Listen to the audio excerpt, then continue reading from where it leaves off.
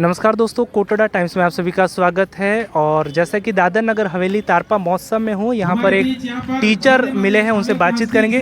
नमस्ते। नमस्ते। आपका शुभ नाम? मेरा नाम है गोविंद भूसारा और मैं दूधनी से बिलोंग करता हूँ and I am a teacher. जी, तो जैसा कि गोविंद भूसारा जी, जैसा कि आप तारपा महोत्सव में आए हैं, कैसा लग रहा है?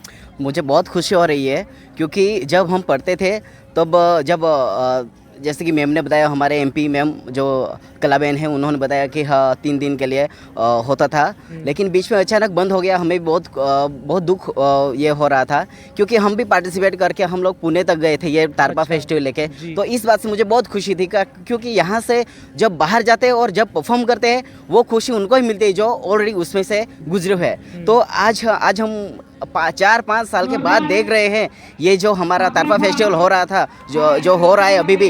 तो ये एक बहुत खुशी की बात है हमारे आदिवासी के लिए, शेड्यूल ट्राइब के लिए, क्योंकि ये जो परंपरा है वो कहीं ना कहीं लुप्त हो रही थी, कहीं ना कहीं वो पीछे चली गई थी। वो आज सही में मुझे बहुत अंदर से बहुत हैप्पी फील हो रहा है कि ये ऐसा चलना चाहिए। और मेरे एक प्रशंसा से मेरी रिक्वेस्ट भी है कि इनको कंटिन्यू करें, ये ऐसे मेरी रिक्वेस्ट है जी, तो जैसा कि पहले जो तारपा महोत्सव होता था और अब आज का हुआ, क्या अंतर आपको देखने को मिला?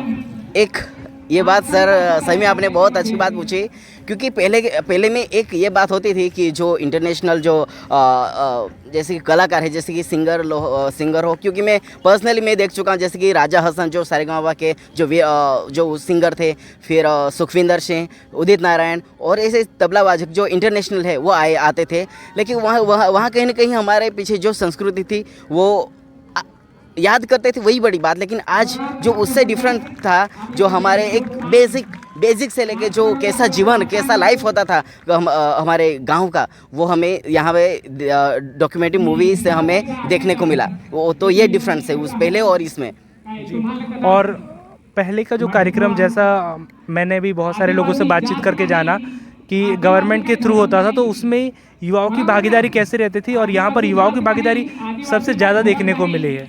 इसकी मेन बात तो सही है, क्योंकि यहाँ पे जो युवाओं ने जो साथ दिया है वो दिल से दिया है। वहाँ से सबको पता है कि गवर्नमेंट थ्रू से होता ही है, लेकिन कहीं न कहीं युवाओं को कहीं गांव के जो खोने में थे उनको पता ही नहीं था कब होता था कब।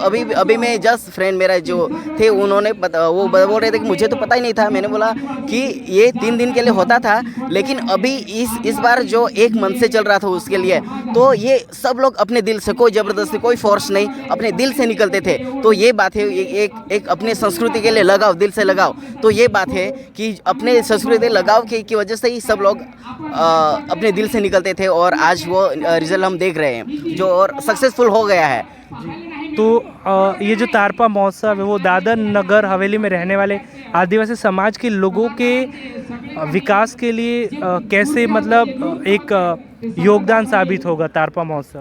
तो जैसे कि यहाँ पे कुछ ऐसे हमारे जो रीति रिवाज है वो हम भी शायद भूलते जा रहे थे। तो सही में यहाँ पे हमें देख के जब मैंने देखा तो मुझे लगा कि सही में ये जो हम भी भूल गए थे वो ऐसा होना ही चाहिए, ताकि हमारी जो आने वाली पीढ़ी है हम भी भूल जाएंगे। अगर नहीं होगा तो हम भूल सकते हैं, तो हमारे बच्चे को तो कुछ पता ही नहीं होगा कि हमारे जो पूर्वज थे वो कैसे थे, हमारी संस्कृति कैसी थी। और एक हमारे भारत संस्कृति जो है, और हमारी सरकार भी इस पर जो फोकस कर भी रही है कि हमारी जो संस्कृति हमें भूलना नहीं, चाहे हम कहीं पे भी रहे, कितनी भी बड़ी पोस्ट पे जाए, तो लेकिन हमारी जो संस्कृति उसको याद रखना ही चाहिए, और हमारे आने वाली पीढ़ी भी उनको याद रखे। इससे मेरी दुआ है और रिक्वेस्ट भी है जी कि। और बहुत सारे आदिवासी समाज के लोग, युवा, सब लोग सुन रहे होंगे, उन्हें आप क्या मैसेज देना चाहेंगे? मेरा मैसेज यही रहेगा कि जो भी हमारे आने वाली पीढ़ी है वो भी इसमें साथ सहयोग दे, और जो भी हमारे ट्राइबल जो बाहर जैसे रहे वो मीन्स सपोर्ट दे नहीं पा रहे, लेकिन उनको भी आज वो देख के, ये तारपा फेस्टिवल देख के बहुत खुशी होती होगी कि जो हमारा जो 4-5 साल से हो नहीं रहा था वो एक बार सबके साथ सहकार से एक बार फिर से हो रहा है तारपा फेस्टिवल। और जैसे हमारे मेंबर ऑफ पार्लियामेंट जो हमारे कलाबेन हैं, उन्होंने वादा किया है कि जो भी सपोर्टर है तन मन धन जो भी है वो हम आपके लिए तैयार है। तो यही बड़ी बात है मैम। तो मैं एक बार सभी जो भी हमारे युवा है उनको भी थैंक यू बताना चाहता हूँ। जैसे कि मुकेश सर है, ब्रिजेश सर है, ऐसे बहुत सारे ऐसे हमारे मेंबर है, मीन्स ऐसे मेरे साथी मित्र है कि उन्होंने जो ये आइडिया लिया कि हमें करना ही है, तो ये उनके लिए बहुत थैंक यू। और जो आने वाली पीढ़ी है उनको भी मैं चाहूँगा कि आप सब भी आगे आए और सपोर्ट करें। बहुत बहुत धन्यवाद। Thank you sir. तो दोस्तों ये थे गोविंद बुसारा जी, जिनके साथ हमने बातचीत की। ऐसे ही और लोगों से मिलेंगे, अपडेट लेंगे, फिर मिलेंगे, तब तक के लिए नमस्कार।